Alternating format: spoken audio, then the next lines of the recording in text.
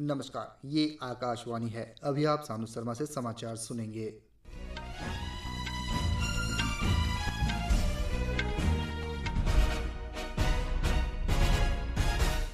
पहले मुख्य समाचार। अंगोला के राष्ट्रपति जोआओ लॉरेंको ने कहा कि भारत उसका प्रमुख व्यापार साझेदार है और दोनों देश द्विपक्षीय संबंधों को और आगे बढ़ाने के लिए प्रतिबद्ध है। रक्षा अनुसंधान और विकास संगठन ने भारत के पृथ्वी अवलोकन को और निगरानी क्षमता को बढ़ाने के लिए स्ट्रेटोस्फेरिक एयरशिप प्लेटफॉर्म सिस्टम का पहला सफल परीक्षण किया। पंजाब पुलिस ने पाकिस्तान के लिए जासूस करने के आरोप में अमृतसर में 2 लोगों को गिरफ्तार किया। निर्वाचन आयोग जल्द ही चुनाव संबंधित सभी गतिविधियों के लिए single platform app ECI NET launch करेगा। पहला विश्व ऑडियो विजुअल और मनोरंजन शिखर सम्मेलन वेब्स 2025 आज मुंबई में संपन्न होगा। खेलो इंडिया यूथ गेम्स 2025 आज शाम बिहार के पटना में भव्य उद्घाटन समारोह के साथ शुरू होगा। अब समाचार विस्तार से। अंगोला के राष्ट्रपति जोआओ मैनुएल गन्कोल्वेस लॉरेंको ने कहा कि भारत और अंगोला आपसी संबंधों को और प्रगाढ़ करने के लिए प्रतिबद्ध है। नई दिल्ली में आज भारत अंगोला व्यापार मंच में उन्होंने कहा कि जेनरिक दवाओं में विशेषज्ञता प्राप्त भारत एक प्रमुख साझेदार है। विदेश राज्य मंत्री कीर्ति वर्धन सिंह ने कहा कि भारत अंगोला द्विपक्षीय संबंध जीवंत ऊर्जा साझेदारी पर आधारित है। उन्होंने कहा कि वर्ष 2023-24 में दोनों देशों के बीच व्यापार 4 अरब 20 करोड़ डॉलर तक पहुंच गया था। श्री कीर्तिवर्धन ने कहा कि भारत ने रक्षा तथा सुरक्षा सहयोग और मजबूत करने के लिए अंगोला को 20 करोड़ डॉलर का ऋण सहायता की स्वीकृति दी है।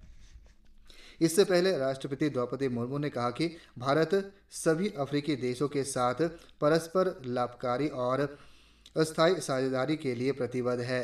राष्ट्रपति ने राष्ट्रपति भवन में अंगोला के राष्ट्रपति जोआओ लॉरेंको से मुलाकात की और उनके सम्मान में भोज का आयोजन किया। राष्ट्रपति ने कहा कि अंगोला सहित सभी अफ्रीकी देशों के साथ भारत ने घनिष्ठ संबंध है। राष्ट्रपति ने जम्मू और कश्मीर के पहलगाम में हाल ही में हुए आतंकवादी हमले पर राष्ट्रपति लॉरेंको के सहानुभूति और आतंकवाद के विरुद्ध समर्थन का भी सराहना की। विदेश मंत्री सुब्रमण्यम जयशंकर ने कहा है कि आर्कटिक क्षेत्र का अपने आप में वैश्विक महत्व है और भारत की आर्कटिक के साथ भागीदारी लगातार बढ़ रही है। नई दिल्ली में आर्कटिक सर्कल इंडिया फोरम 2025 में उन्होंने कहा कि आर्कटिक में होने वाले प्रत्येक घटना का भारत के लिए अत्यधिक महत्व है। विदेश मंत्री ने कहा कि इसके परिणाम केवल भारत ही नहीं बल्कि पूरी दुनिया महसूस कर सकती है। यूरोप के बारे में श्री जयशंकर ने कहा कि यूरोप परिवर्तन के दबाव में है और इस पर बहुद्वीपीय प्रभाव है। रक्षा अनुसंधान और विकास संगठन ने कल मध्य प्रदेश के श्योपुर परीक्षण स्थल से स्ट्रेटोस्फेरिक एयरशिप प्लेटफॉर्म का पहला सफल परीक्षण किया। एयरशिप को लगभग 17 किलोमीटर की ऊंचाई पर एक इंस्ट्रूमेंटल पेलोड के साथ छोड़ा गया। इसे उत्तर प्रदेश के आगरा में हवाई वितरण अनुसंधान और विकास प्रतिष्ठान ने तैयार किया है। रक्षा मंत्री राजनाथ सिंह ने प्रणाली के पहले सफल परीक्षण के लिए संगठन को बधाई दी। उन्होंने कहा कि यह प्रणाली भारत के पृथ्वी अवलोकन और खुफिया निगरानी तथा टोही क्षमता को कई गुना बढ़ाएगा। अमेरिका ने भारत की सुरक्षा प्रणाली को और मजबूत करने के लिए हॉकआई 360 तकनीक की बिक्री को स्वीकृति दे दी है। इससे हिंद प्रशांत क्षेत्र में भारत की स्थिति सुदृढ़ होगी। अमेरिका की प्रतिरक्षा सुरक्षा सहयोग एजेंसी ने कहा कि हॉकआई 360 तकनीक से भारत मौजूदा और भावी चुनौतियों का बेहतर तरीके से मुकाबला कर सकेगा। वायुसेना प्रमुख air chief marshal Amarpreet Singh ने आज नई दिल्ली में प्रधानमंत्री नरेंद्र मोदी से भेंट की। पहलगाम आतंकी हमले के बाद भारत और पाकिस्तान के बीच बढ़ते तनाव के मद्देनज़र यह मुलाकात महत्वपूर्ण है। पंजाब पुलिस ने पाकिस्तान के लिए जासूसी करने के आरोप में 2 लोगों को गिरफ्तार किया है। गिरफ्तार किए गए पलक शेर मसीह और सूरज मसीह पर कथित रूप से अमृतसर में सेना छावनी और एयर बेस के फोटो और संवेदनशील जानकारी की जासूसी का आरोप है।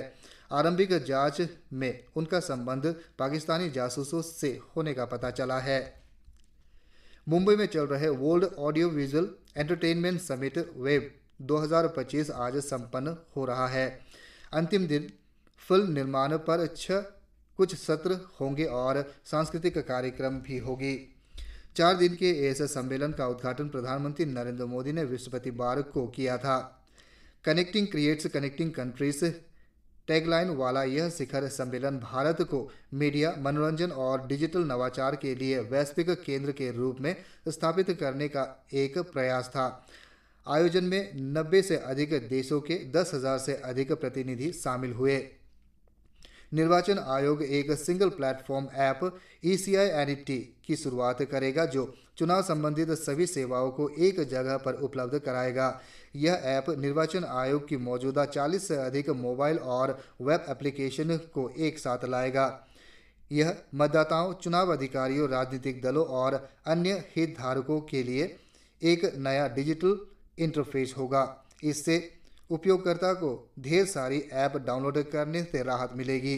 यह ऐप डेस्कटॉप या स्मार्टफोन पर चुनाव संबंधित जरूरी जानकारी उपलब्ध कराएगा।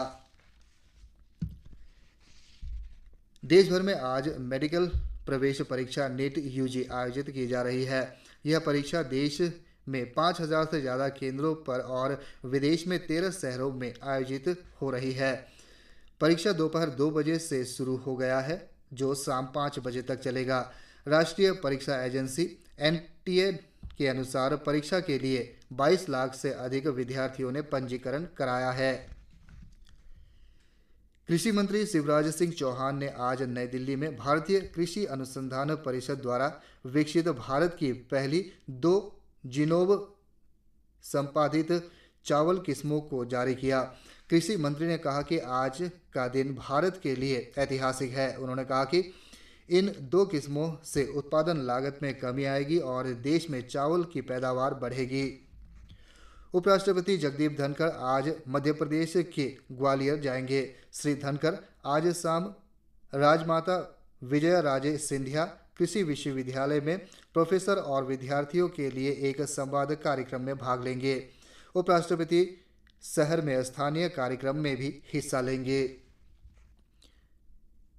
केंद्रीय गृह राज्य मंत्री बंडी संजय कुमार ने कहा है कि माओवादियों से कोई बातचीत नहीं होगी। उन्होंने कहा कि जो लोग निर्दोष लोगों की हत्या करते हैं उनसे कोई बातचीत नहीं हो सकती।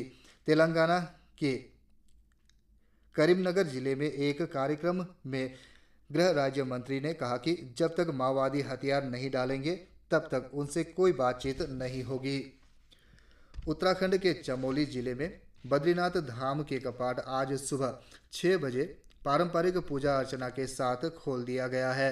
इसके साथ ही अब उत्तराखंड में केदारनाथ, गंगोत्री और यमुनोत्री सहित 4 धामों के कपाट श्रद्धालुओं के लिए खुल गए हैं। युवा कार्यक्रम और खेल मंत्री डॉक्टर मनसुख मांडविया ने आज सुबह नई दिल्ली में मेजर ध्यानचंद नेशनल स्टेडियम में fit India stand on cycle पहल के विशेष आयोजन साइकिलिंग विद टीचर्स में भाग लिया। इस कार्यक्रम का उद्देश्य मोटापा कम करने में शिक्षकों, प्रशिक्षकों और अकादमिक सलाहकारों की भूमिका को उजागर करना है। योग साधक बाबा शिवानंद का शनिवार रात वाराणसी में निधन हो गया। खराब स्वास्थ्य के चलते 30 अप्रैल को कोसी हिंदू विश्वविद्यालय अस्पताल में भर्ती कराया गया था।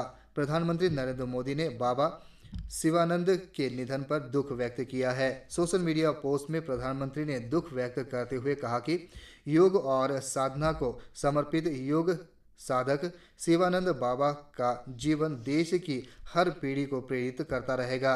योग के माध्यम से समाज में उनके असाधारण योगदान के लिए उन्हें 2022 में पद्मश्री से सम्मानित किया गया था।